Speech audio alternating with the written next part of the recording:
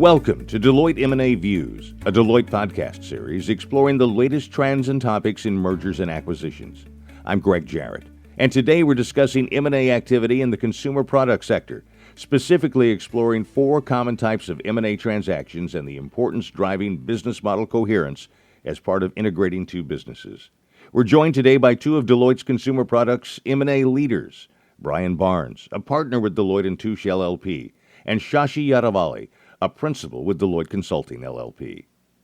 Bryan, I'd like to start with you. Maybe you can kick this off with an overview of deal activity in the consumer product sector. It seems like it's been extremely busy of late. Overall deal volume in the consumer product sector remains very strong year to date and this fiscal year.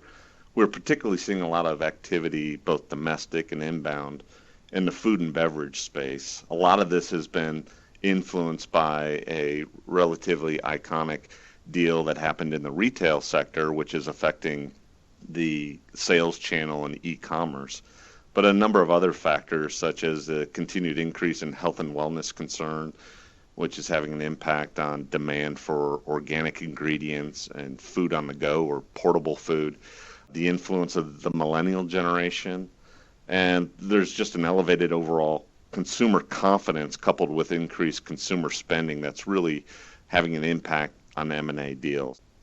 The landscape seems to be changing drastically as far as consumer products are concerned. Shashi, let me ask you this. In the opening, I did mention that we'd be exploring four common types of M&A integration. What are these four types and how are they defined? Sure. Thanks for the question, Greg. We've categorized the type of M&A integration activity into four types, primarily along two different dimensions. One is the relative size of the two companies, of the acquirer and the target, and the other dimension being how similar the business models of the two companies, again, the acquiring company and the target company are. And based on those, we've come up with four different types, and we've labeled them merge, which is really having two organizations of comparable size and very similar business model. A tuck-in, which is an integration of a smaller company, but very similar business model. A bolt-on, which is acquisition of a smaller company with a very different business model. And transformation, which is acquisition or the integration of a target of comparable size, but very different business model. Well, that leads me to my next question for you, Shashi. Is there a major factor or factors that can lead to a successful or perhaps not so successful merger or acquisition? Well, there are several factors across the deal life cycle that can impact the success of the transaction overall. Whether the target was a good strategic fit in the first place, was there effective due diligence performed? Did the acquirer pay a fair price for the target?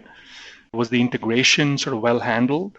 So there's several aspects, but one that I would like to maybe highlight and focus in this conversation is the ability of the acquirer to realign the business model of the combined company so that the post-integration, the combined organization operates in a very coherent fashion. We just published an article called the M&A Matchmaking, where we've done some research looking back at M&A integration activities for over 100 consumer product companies. And our research shows that companies that drive toward a coherent business model in the long run generates nearly 50% higher shareholder value compared to the rest of the population. And M&A transactions, especially several bolt-on deals or a major deal of a company that with a very, very different business model, the transformation type of deal that I just described earlier, can significantly disrupt the business model coherence and may require a very deliberate and concerted action to restore the balance of the business model. In the article, we discuss a series of checklists and actions that can help drive better coherence as the companies are embarking on their integration journey. So, Bryan, what impact can business model alignment have on the outcome of a transaction? The alignment really helps the companies make focused investments into areas where they choose to play and win. Operating with a hybrid or kind of mixed model can create strategic and operational conflicts and lead to suboptimal performance. Just due to their nature, M&A transactions tend to have the most sudden and disruptive impacts on maintaining a coherent business model. However, a complementary merger or tuck-in where a company acquires a smaller target with a similar business model results in a combined company whose overall business model is relatively unaffected by the transaction. On the other hand, when a company acquires a company with a different business model, regardless of the size, the outcome can be a sudden or dramatic reduction of coherence. And we've seen time and time again the detrimental impact on business performance and value creation. In the last 12 months, we've seen at least one major acquisition that I don't think anybody saw. It came right out of left field, and it could be called disruptive in the extreme. Is this going to become the norm in the future, disruption over all else? I think in the short term, you're going to see some additional disruptive deals that we probably wouldn't have seen coming. And the deal that happened earlier this year was somewhat of a launching point for that and really got people thinking differently about strategic options through M&A. So will it become the norm? It would be hard to say, but I definitely think that we're going to continue to see some mergers or acquisitions between businesses that we probably hadn't thought of in the past. Shashi, does this type of merger, this type of integration take a lot more extreme thought and a lot more procedure than perhaps what we might consider to be a normal acquisition or merger? It certainly does. Building on something that Bryan mentioned, I, for one, would expect that these types of disruptive transactions will become more mainstream. We're already starting to see consumer product companies early on. Most of the transactions, the types of deals that they would do were buy other brands or use M&A to expand into a new market, new geography. Increasingly, what we're finding is the nature of the deals are changing. Increasingly, consumer product companies are buying technology companies. They're buying online capabilities. They're buying digital marketing agency types of capabilities. Very, very different business models. It requires a fair amount of thought. It requires a lot of deliberate focus on how they put the two organizations together to truly extract the value of making these types of non-traditional or disruptive types of transactions. Shashi, two boards of two separate companies look at each other and say, this is a marriage made in heaven. Our business models match.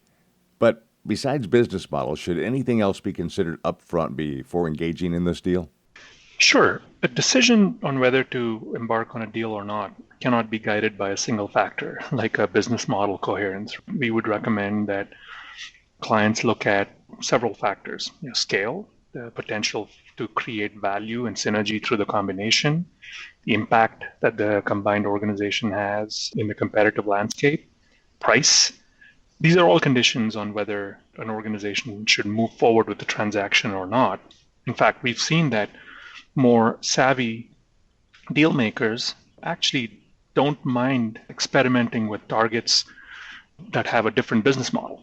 What we have found, though, is when highly coherent companies, they make the bold move to acquire a target with a very different business model, they have a very deliberate integration strategy. They follow up with a series of transformative changes that help align the business model of the combined company to avoid or to improve the coherence.